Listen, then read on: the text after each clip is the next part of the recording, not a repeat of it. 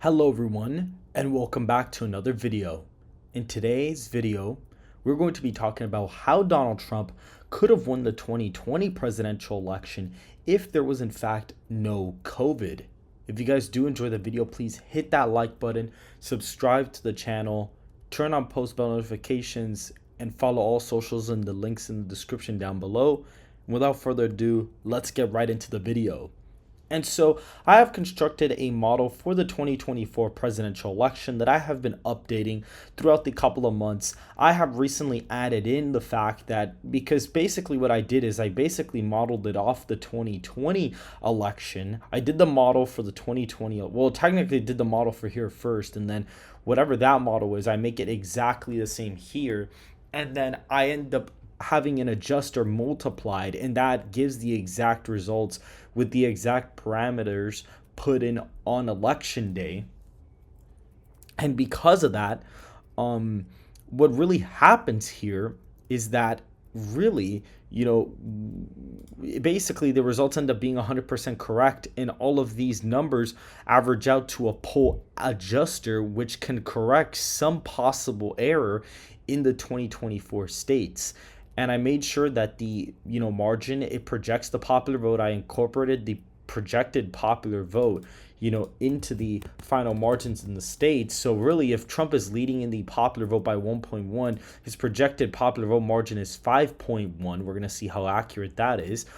And as of right now, it currently shows Trump winning the 2024 presidential election very easily. He actually picks up Minnesota according to the model, and also Nebraska's 2nd district, and even picks up Maine at large in this scenario, which is not that far off. Polls in Minnesota and a bunch of places only in Minnesota, a lot of polls only have Biden up by 2 or 3, and especially in a place like New Hampshire, I mean, the polls have Biden up by quite a bit. But in even like Maine, the latest poll had Biden only up by 1. But today's video, we're going to be talking about the 2020 election and how Donald Trump could have won the election without any COVID. Turnout wouldn't have been as high because those lower propensity voters wouldn't have been willing to turn out as much. A lot of, things may have not happened. Of course, the BLM riots and things like that may have occurred or maybe not. But for the sake of the video, we're going to say the only variable that's adjustable is the fact of there being COVID. And so I project that Biden would have probably only been leading in the RCP aggregate by like 2.5 percentage points. He probably would have been sitting at like 48.5% to Donald Trump's like 40 something percent. And the real popular vote margin, it basically would end up being a tie, because also there's like a popular vote adjuster, and that applies to this as well. So it can account for any like popular vote margin error, and it takes the polling errors combined from 2012, 2016, and 2020 to produce a polling error of actually 4 points. So according to this model, the polling error in 2024 is actually going to be quite significant, which I actually do think that is going to be the case. I think it is going to be worse in 2020, as a matter of fact. And as of right now, it projects that in 2020, if Biden was leading by 2.5 points, he would have been leading the actual popular vote by 0.2%. And we're going to be filling out the Electoral College Map based on these results. If we go over here, the states of Utah, Idaho, Montana, the Dakotas would have been safe. Kansas, so a lot of these would have been safe Republican states. If you go to all of these also would have been safe. Some of the safe states would have been California, DC, Maryland, Vermont, and Massachusetts would have all been safe, including the state of Hawaii. Now, I do think that New York in this case, New York is actually still safe in this prediction as well. If we go over here to the likely Republican states, we're going to start filling these states out. These states of Ohio and Iowa would have ended up being high likely margins. They voted for Trump by 8 points each roughly in the 2020 election. I think Biden's turnout would have been significantly lower, without COVID. And I think Trump would have probably underperformed by just a few million votes in the state. Same thing in Iowa. Trump would have probably held this number, but Biden's turnout would have probably been slightly worse. And because of that, Iowa and Ohio would have ended up going to Trump by quite, bigger margins at that point. The state of Florida would have ended up being like an 8-point win for the president. He probably would have won the state pretty easily. He probably would have won Miami-Dade by quite a significant amount, actually. He probably would have ended up winning Miami-Dade by like 4 to 6 points, and probably would have taken places like Pinellas and Duval County. These suburbs would have been a lot friendlier to Donald Trump, which is why he ends up tying the popular vote in this election. However, Hispanics and things like that wouldn't have trended as far to the right as people are thinking. If we come over here, if we go to states like Alaska, they actually would have been a safe margin, including South Carolina. More than likely also would have been a safe margin as well. Maine's 2nd congressional district would have been a likely margin, with the Maine at large actually being under 5 points, but we'll get to that in a second. And you guys got to understand, all of these results were corrected to the exact 2020 elections. All I'm doing is swinging the popular vote, polling with the swing popular vote. So these are probably the most realistic results we would have gotten if Trump had actually won the popular vote by, basically, it would have been a tied popular vote. But like if he would have squeaked out the popular vote, this is basically what it would have looked like. If we come to the state of Texas, he actually would have won the state by 10 percentage points. He probably would have improved even more in the southern border area. He probably would have outperformed significantly, and the Austin-Houston area would have been way closer this cycle. He probably would have done much better there, and he probably would have won the state by about 10 percentage points at this point in time. The likely Democratic states show the states of Colorado, Virginia still being a likely Democratic state, which honestly makes complete sense, especially because of the fact the state did vote for Biden by a big amount that cycle. If you look, the states of Washington and Oregon will be characterized as likely states on the map, as well as the states of New Jersey and Delaware would have actually been characterized as likely states. However, Rhode Island and Connecticut would have still been Democratic enough to be categorized in the plus 15 column. The state of Illinois would have only been a 12-point win for Joe Biden. Trump would have probably done a little bit better in Cook County in southern Illinois. He probably would have outperformed just a tiny bit. Virginia probably would have done better in the city areas, and Colorado would have been a lot closer. Probably would have done pretty good in Portland for a Republican, and probably would have done really well in some working class areas by the Idaho border in the state. And New Jersey and Delaware would have been significantly closer in this election, putting Joe Biden at 205 to Donald Trump's 217 Electoral College votes.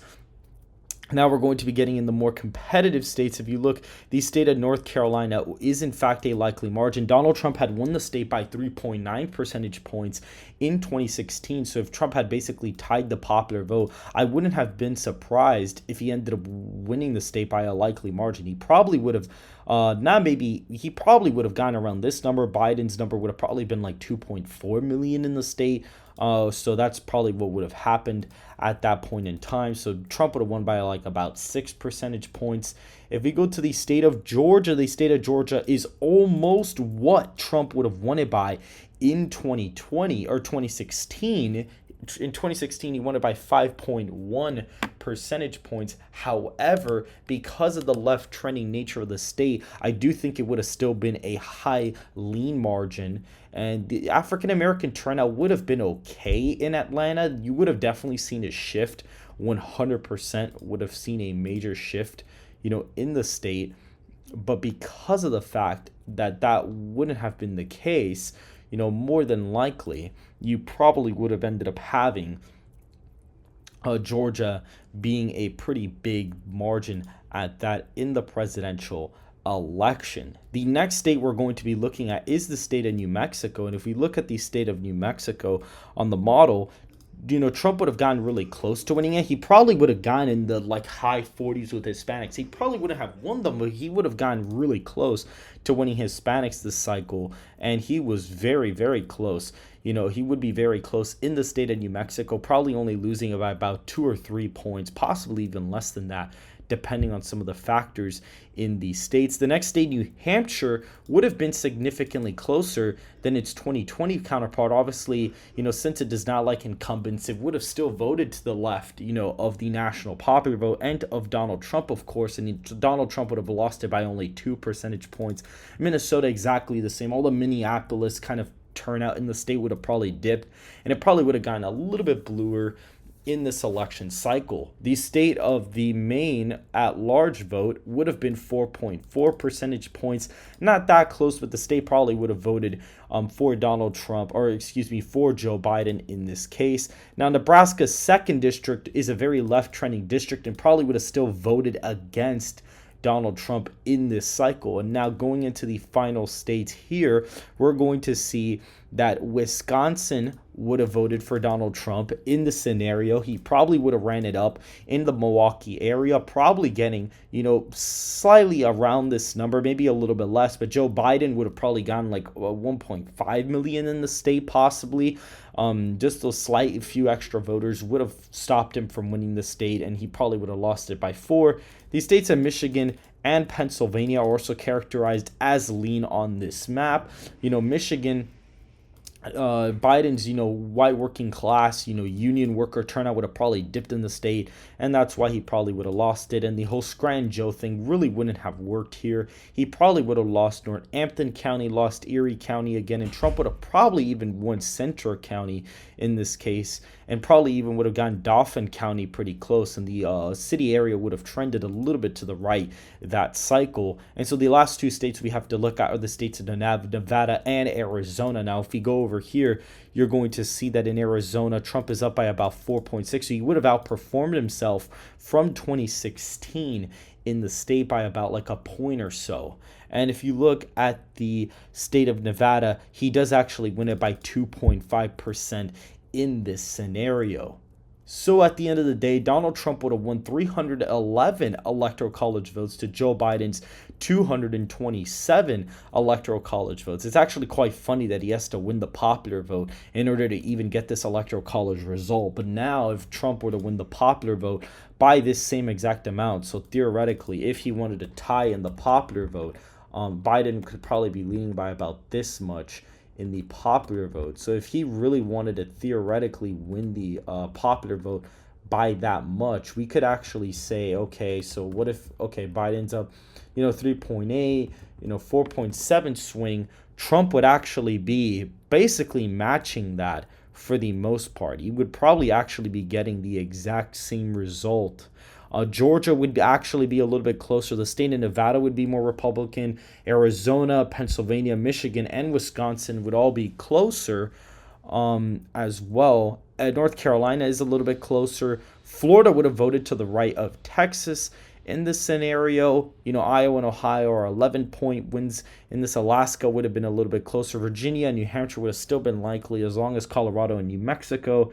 State of Illinois would have actually voted by the same margin, and New York would have actually gone slightly closer, including Washington and Oregon being a little bit closer. So if you look at trends and stuff like that, and South Carolina would have fallen under that margin, which is pretty interesting as well. So this would have been a tied popular vote scenario. So that is in fact pretty interesting. But since Trump is leading by 1.1 percentage points and he's up by 5.1 according to the projected popular vote margin, he swings the national popular vote by 9.6 percentage points to the right, which gives them this very easy electoral college victory in 2024 based out of corrected results in these states. Now, if I do put this back to the 0.7 margin and put this back to minus 3.7, you do get the exact 2020 presidential election results, which is pretty interesting that you get. I basically corrected all these states to match the exact results